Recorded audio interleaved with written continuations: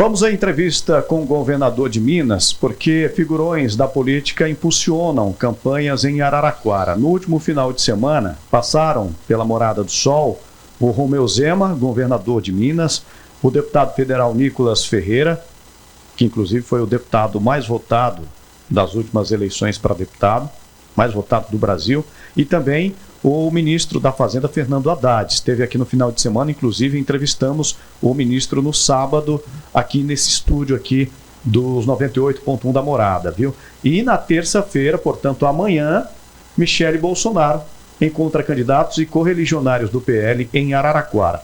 Nós entrevistamos, repito, no sábado o ministro da Fazenda e na sexta-feira entrevistamos também o governador de Minas, Romeu Zema. Vamos acompanhar a conversa que tivemos com ele. O jornalismo da Rádio e TV Morada do Sol tem o prazer de receber hoje a entrevista com o governador de Minas Gerais, Romeu Zema, do Partido Novo. Governador, é a primeira vez que eu participo aqui do nosso programa, Jornal da Morada, para o jornalismo da Rádio e TV. Primeiramente, bem-vindo a Araraquara. Obrigado por aceitar o convite para essa entrevista. Eu começo perguntando, o Brasil caminha para a reta final de uma campanha eleitoral, uma campanha municipal. Como que o senhor avalia a importância desse pleito de 2024 para o pleito, para a campanha de 2026, que é já uma campanha presidencial? Perfeito, Chico. Um prazer estar aqui com você em Araraquara.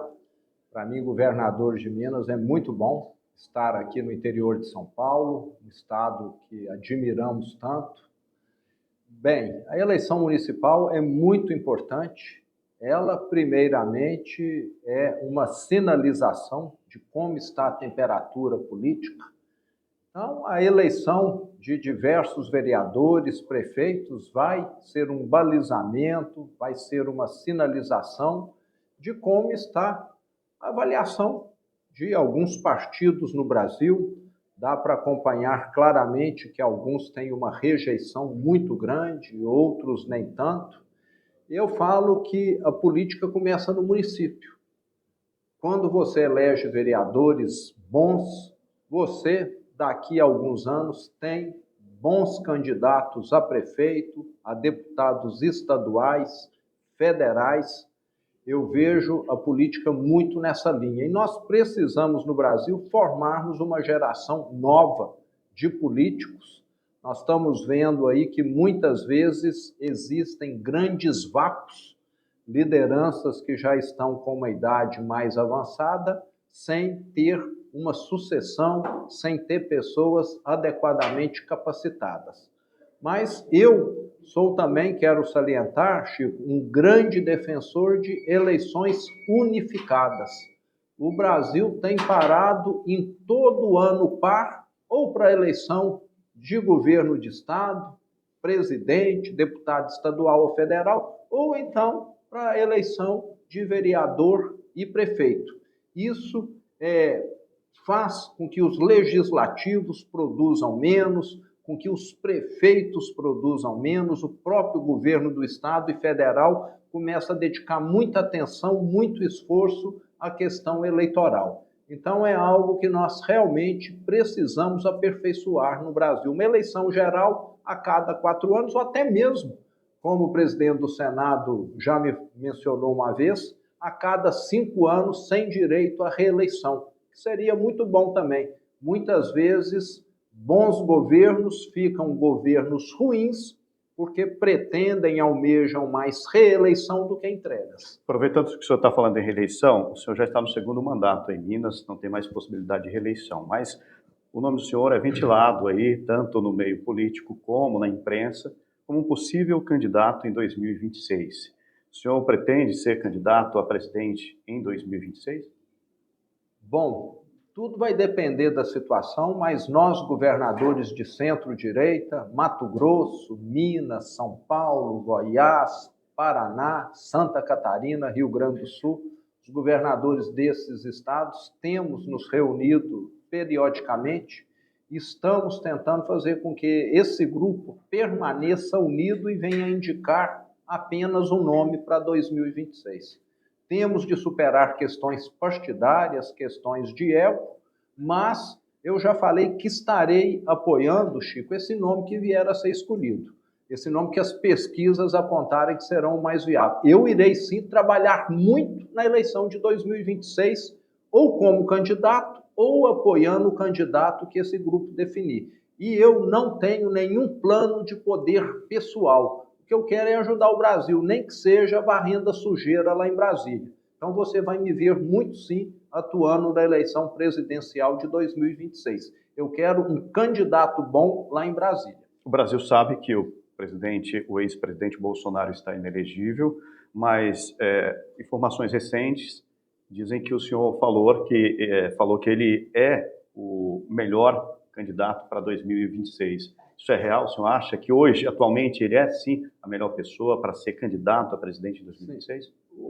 O ex-presidente Bolsonaro tem o mérito de ter unido, de ter dado identidade à direita no Brasil. É um candidato fortíssimo. Eu vi pesquisas, ele supera qualquer outro nome de direita e seria o nome mais forte, sem dúvida alguma. Agora, se ele não puder ser, queremos, juntamente com ele e esse grupo, que se encontre o nome mais viável e que esse nome tenha apoio dele. A figura dele será importantíssima nessa eleição de 2026. Governador, vamos falar de contas públicas, aumento de taxa de juros. O governo do presidente Lula já vê uma dívida bruta do governo acima de 81% do PIB a partir de 2026. Como que o senhor avalia a política fiscal do atual governo federal?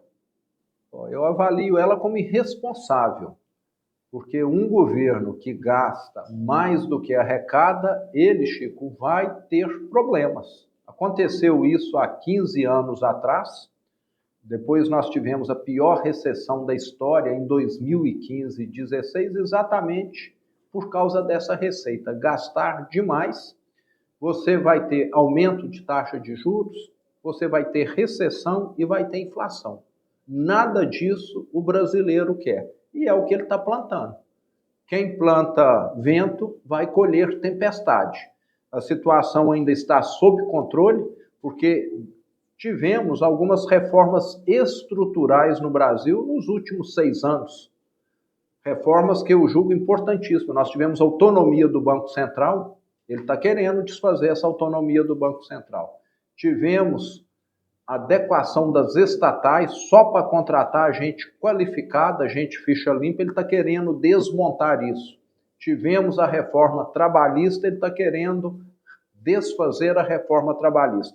Então é um governo que, em vez de olhar para frente, é um governo que tem olhado para trás, um governo revisionista, e que isso tudo prejudica o Brasil. Então, nós vamos sim termos tempos difíceis. Não sabemos quando a bomba vai explodir, mas é só questão de tempo para que essa combinação aí venha a dar errado. Uma dívida pública crescente é algo insustentável a longo prazo. Nós estamos conversando aqui no jornalismo da Rádio Morada e TV Morada com o governador de Minas Gerais, Romeu Zema. Governador, já encaminhando para o final da nossa entrevista, um assunto polêmico no Brasil recentemente é a questão das bets. E o governo federal, por meio do ministro da Fazenda, o Haddad, já falou da possibilidade de regulamentar esses jogos online.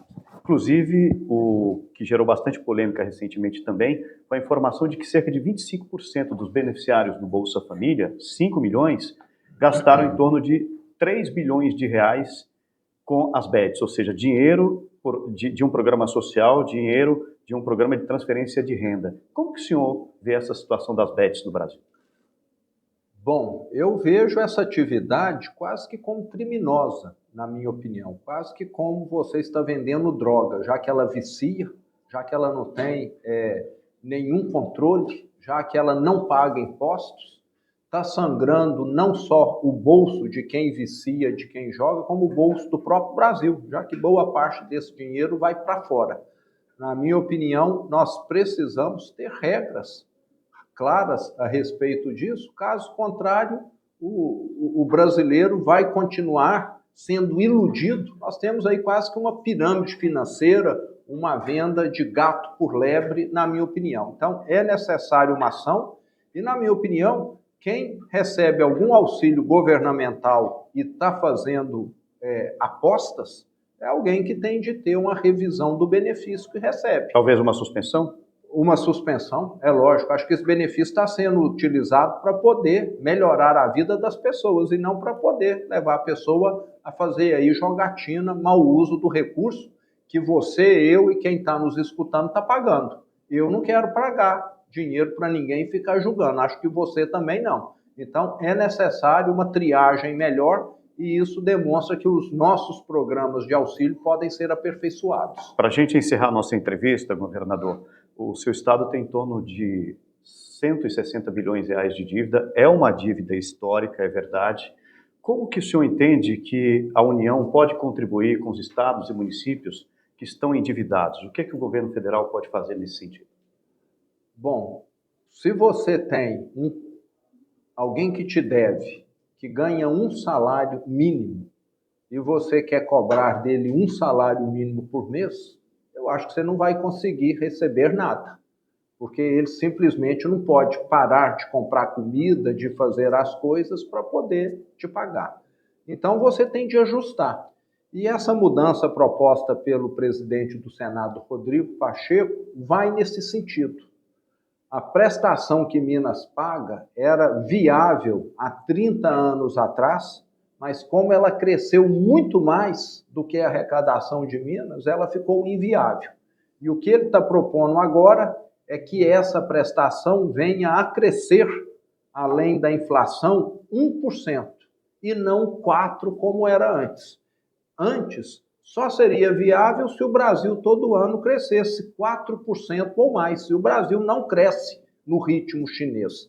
Então, nós precisamos adequar, o Senado já aprovou, agora falta a Câmara dos Deputados aprovar, e se for aprovado, vai ficar uma prestação suportável para Minas Gerais. E vai acabar beneficiando outros estados também, principalmente São Paulo, que tem uma dívida maior, mas que pode fazer uso desse mecanismo de redução. Então, enfim, parece que nós vamos ter uma solução definitiva e não paliativa, porque nós ainda temos o regime de recuperação fiscal, que os estados podem aderir, mas daí 4 anos eles já estão em dificuldades novamente, porque a prestação volta a subir para o valor que era.